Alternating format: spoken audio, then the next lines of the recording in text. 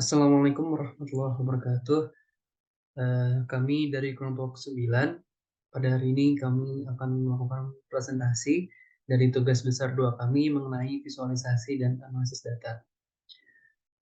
Adapun saya sendiri Muhammad Yusuf Raffi beserta teman-teman saya yaitu Safa, Erik, dan Karis. Pertama-tama kami akan melakukan load data. Jadi judul dari dataset kami itu dataset penjualan video games. Sumbernya itu dari website Kaggle. Jadi kami menggunakan import Pandas, import Matplotlib, dan juga Seaborn, terutama itu untuk visualisasi data. Lalu setelah kami load, eh, bisa kami ketahui bahwa di sini ada terdapat 16.719 data, jumlah barisnya dan 16 kolom. Namun seperti yang kami lihat, ada beberapa data yang kosong atau error. Contohnya pada kolom kritik skor baris kedua, NaN, dan juga banyak pada data lain. Maka dari itu pertama-tama kami akan melakukan data cleaning. Yang pertama kami akan mengecek dulu data mana sajakah yang mengalami error. Yang menggunakan df is null, terus .sum. Kenapa kami menggunakan .sum? Yaitu agar kami mudah mengetahui, jadi dari tiap kolom itu ada berapa data yang mengalami error gitu. Karena kalau kita nggak pakai sum, nanti akan terlalu banyak uh, muncul di outputnya dan kami akan susah menelitinya. Jadi kami gunakan .sum agar lebih jelas. Lalu setelah kami tahu kolom mana aja yang masih memiliki error atau yang masih perlu di cleaning, kami memutuskan untuk menghapus baris-baris tersebut yang terdapat data di suatu kolom yang error. Jadi kami menggunakan sintaks drop NA, hau sama dengan any. Jadi maksudnya, jadi walaupun di baris itu, walaupun ada satu data kolom yang error, itu pasti barisnya bakal dihapus. Jadi asalkan ada satu data di kolom yang error, pasti satu baris itu akan dihapus. Terus in place sama dengan false itu bertujuan untuk memodify data dibanding untuk membuat data yang baru. Jadi dengan sintaks ini kami bisa melakukan data cleaning, menghapus data yang error, dan memodifikasi datanya, dan kami simpan menjadi df1. Lalu kami melakukan validasi lagi, kami cek lagi df1.isnull.sum. Seperti yang kami lihat, bahwa sudah tidak ada lagi data di tiap kolom yang mengalami error. Lalu ternyata juga ada mengenai terkait duplikasi data, di mana terdapat 2 baris yang memiliki data yang sama. Maka itu kami ingin mengecek juga apakah di data df1 ini ada data yang terduplikasi. Lalu kami menggunakan df1.duplicated.sum dan hasilnya itu 0. Maka dengan ini sudah bisa dikatakan bahwa data ini sudah bersih dan bisa untuk diolah. Perkenalkan, saya Salwatul Safa dengan NIM 165229198. Baiklah, saya akan menjelaskan mengenai dimensi data. Nah, pada data ini memiliki baris sebanyak 6.825 dan kolom sebanyak 16 kolom. Data ini berukuran sekitar 906,4 KB. Dan pada data ini terdiri dari 10 data tipe float dan 6 data bertipe objek. Lalu selanjutnya itu package management yang digunakan dalam pembuatan kode ini yaitu Pandas, Matplotlib, dan Seaborn. Pada Pandas digunakan untuk menganalisis data, sedangkan Matplotlib digunakan untuk visualisasi data, dan terakhir yaitu Seaborn yang digunakan untuk visualisasi data secara advance. Nah, selanjutnya itu deskripsi data. Data ini terdiri dari 6 data bertipe kategorial dan 10 data bertipe numerik. Nah, 6 data yang berkategori kategorial yaitu nama, platform, genre, publisher, dan developer. Nah, semuanya bernilai string. Nah, selanjutnya itu 10 data bertipe numerik yaitu year of release, NA sales, EU sales, JP sales, order sales, global sales, critic scores, critic count, user scores, user count, dan developer. Nah, semua terdiri dari data float dan years of release terdiri dari data integer. Nah, yang pertamanya itu ada kolom nama. Kolom nama ini menjelaskan tentang nama-nama game yang dimainkan oleh setiap pengguna. Nah, data ini terdiri dari 1001 games. Nah, selanjutnya itu kolom platform. Nah, platform ini memuat data tempat atau platform yang digunakan para user untuk memainkan games. Nah, data ini berjumlah 25 data. Selanjutnya itu year of release. Nah, data ini menyatakan tahun rilis masing-masing games. Nah, data ini dimulai dari tahun 1985 hingga 2016. Nah, selanjutnya itu genre. Nah, data ini menyatakan tipe dari masing-masing game. Nah, terdiri dari 12 tipe games. Selanjutnya itu publisher. Nah, data ini menyatakan perusahaan-perusahaan yang merilis game. Nah, data ini terdiri dari 263 perusahaan games yang merilis games. Selanjutnya itu developers. Nah, data-data ini menyatakan pihak yang bertanggung jawab dalam pembuatan games. Selanjutnya itu rating. Nah, rating yaitu data yang memberikan rating nilai terhadap games yang telah dirilis yang dikeluarkan oleh organisasi DSRB.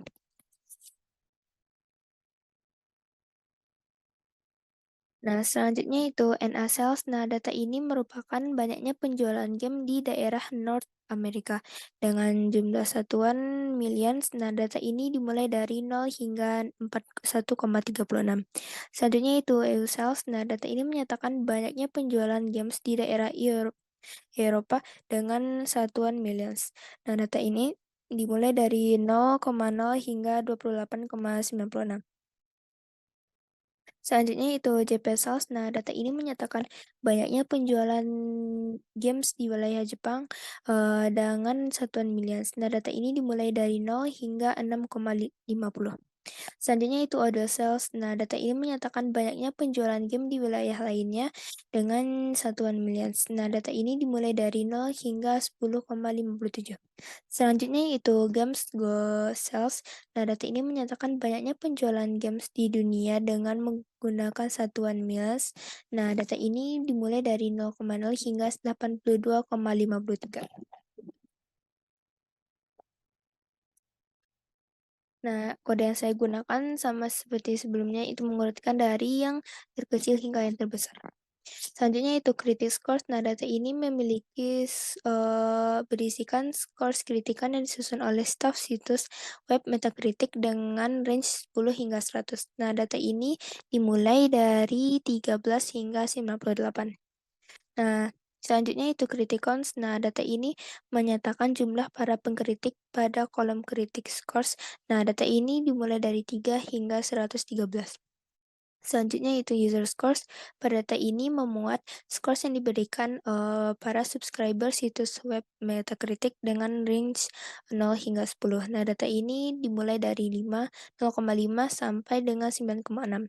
Selanjutnya itu user count. Nah, data ini menyatakan jumlah subscriber Metacritic yang memberikan scores. Nah, data ini dimulai dari 4 hingga 10.665. Ya, selanjutnya statistik data. Pertama, kami akan mengambil sampel datanya. Jadi kami akan mengambil 10 baris secara acak pada data frame menggunakan sintaks data frame.sample. Jadi kami buat variabel baru df1 statistik itu untuk menyimpan sampel data kami. Itu df1.sample 10.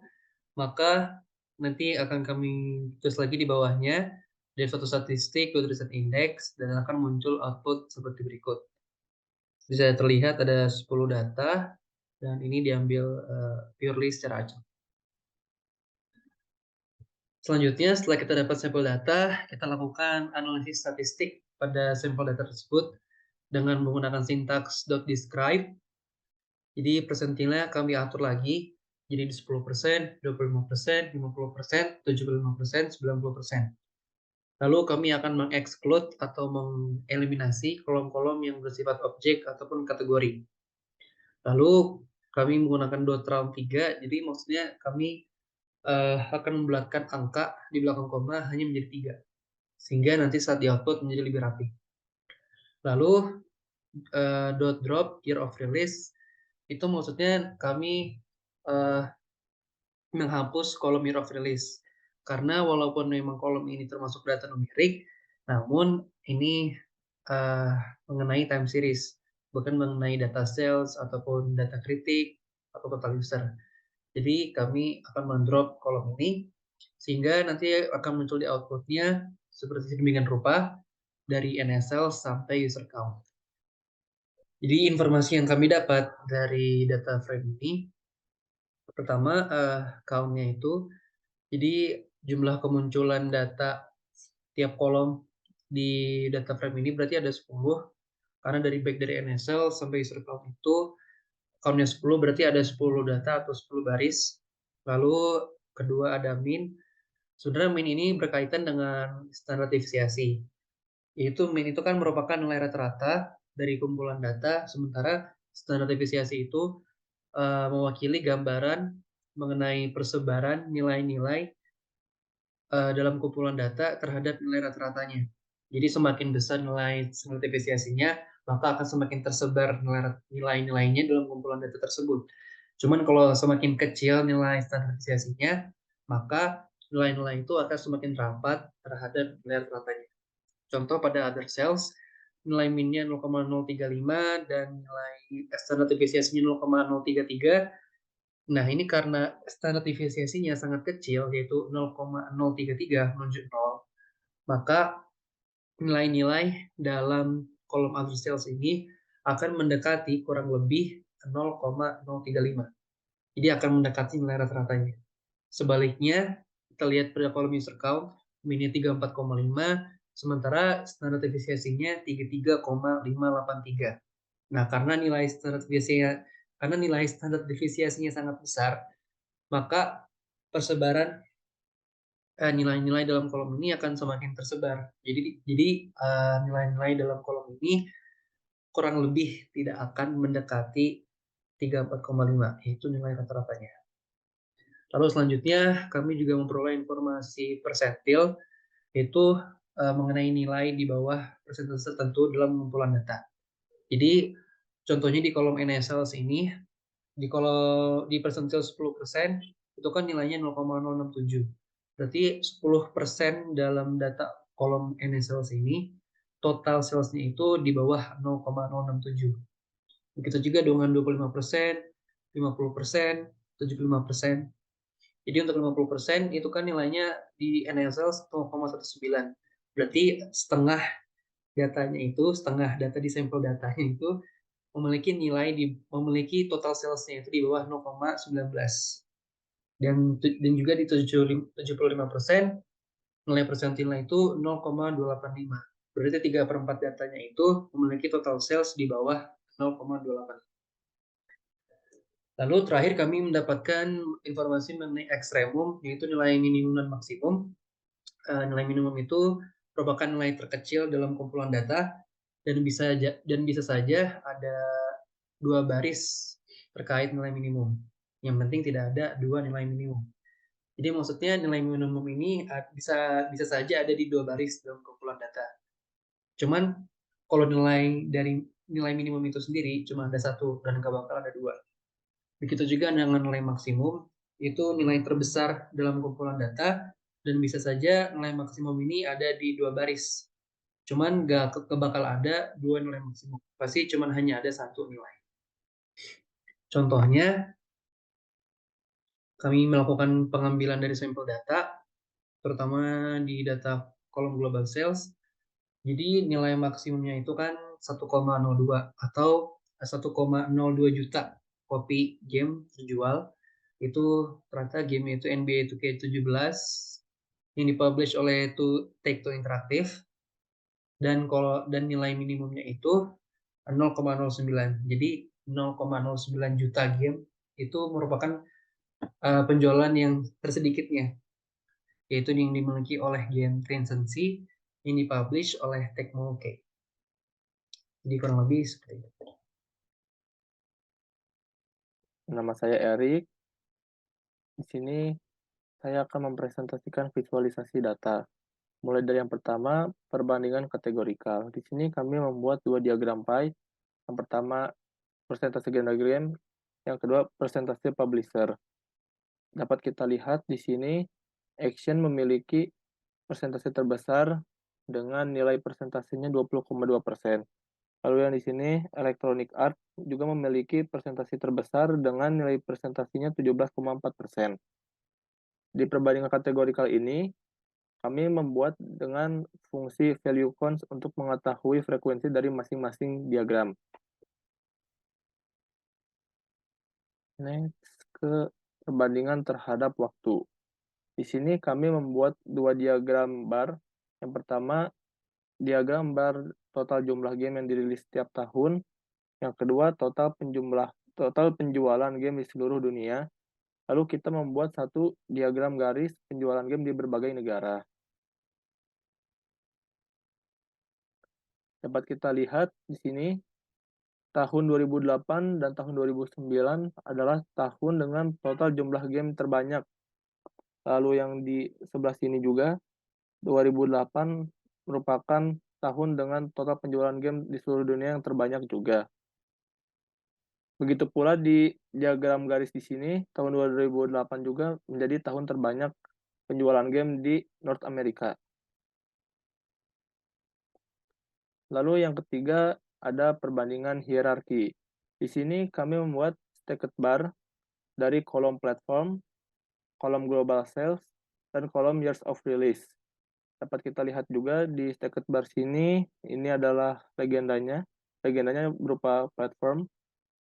Lalu di stacked barnya juga berupa platformnya. Lalu di sumbu X adalah years of release. Lalu yang di sumbu Y-nya adalah global sales-nya. Yang terakhir yaitu kita membuat plotting relationship. Di sini kita mulai dari plot perbandingan global sales terhadap beberapa wilayah. Mulai dari North America dengan global sales-nya, dapat kita lihat di sini. Lalu ini untuk yang Jepang dengan global sales-nya. Lalu ini untuk yang Eropa dengan global sales. Lalu ini untuk wilayah lainnya dengan global sales-nya. Lalu di sini kita membuat perbandingan plot antar wilayah. Di sini dimulai dari North America dengan Jepang, lalu yang kedua Eropa dengan Jepang, lalu yang ketiga ini ada North America dengan Eropa, dilanjutkan dengan North America dengan wilayah lainnya, dilanjutkan juga dengan Eropa dengan wilayah lainnya, dan yang terakhir ada plot Jepang dengan wilayah lainnya. Untuk nilai korelasinya akan dijelaskan oleh Haris. Oke, halo, perkenalkan nama saya Kariski Sunika dengan NIM 1962218. Dan di sini saya akan menjelaskan mengenai korelasi antar data numerik. Nah, dalam korelasi ini ada satu hal yang sangat penting yang perlu kita ketahui terlebih dahulu, yaitu koefisien korelasi. Nah, sebelum kita masuk ke korelasi antar datanya, saya sedikit menjelaskan mengenai hubungan koefisien korelasi dengan hubungan antar data. Yang pertama, jika nilai mutlak dari koefisien itu kurang dari 0,25, maka kita simpulkan tidak ada korelasi. Jika nilai mutlak dari koefisien tersebut di antara 0,25 sampai 0,5, maka dia berkorelasi lemah.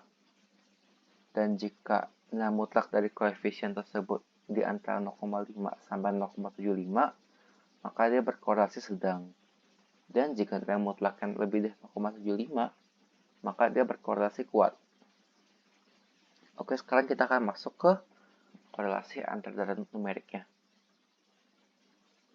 Yang pertama, korelasi antara NA cells dengan AU cells. Nah, kita dapatkan koefisiennya itu adalah 0,848.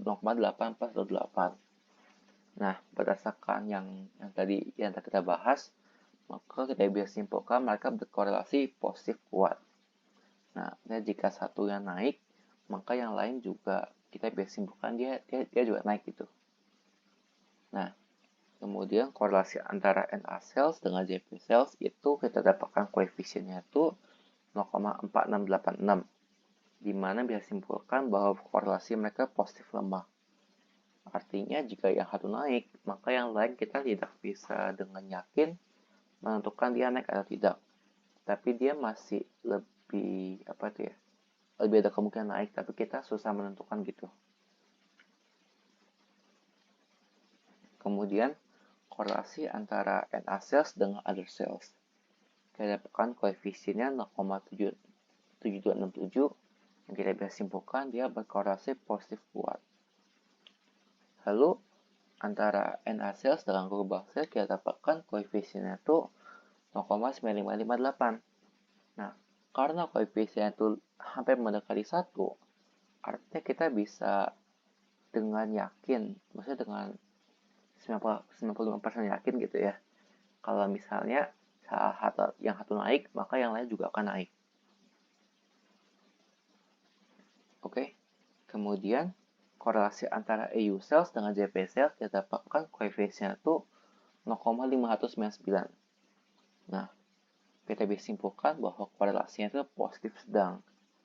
Artinya saat yang satu naik, maka data yang lain tuh cenderung naik, tapi kita tidak bisa yakin gitu. Kemudian antara EU cells dengan other cells kita dapatkan koefisiennya 0,7163. Artinya dia memiliki korelasi positif yang kuat. Kemudian korelasi EU cells dengan global cells dapatkan koefisiennya 0,9393. Yang artinya bisa kita simpulkan mereka berkorelasi positif kuat. Dan JP cells dengan other cells kita dapatkan koefisiennya 0,3948, yang kita simpulkan mereka berkorelasi positif lemah.